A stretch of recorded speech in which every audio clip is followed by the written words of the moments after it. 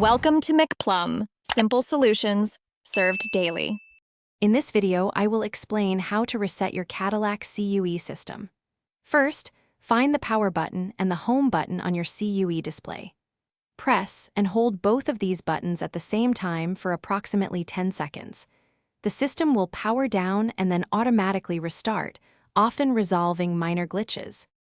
For minor software glitches or unresponsiveness, a soft reset is often effective. Begin by turning off your vehicle's ignition completely. Ensure all accessories are off. Then, wait for at least 60 seconds before restarting your car. This allows the system to fully power cycle and clear temporary errors.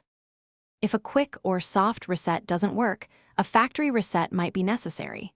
Be aware this will erase all your personalized settings and data. Access the Settings menu on your CUE display. Scroll down and select the option to return to factory settings, then confirm your choice to proceed. If your CUE system continues to have problems after trying these reset methods, it might be a sign of a deeper hardware issue.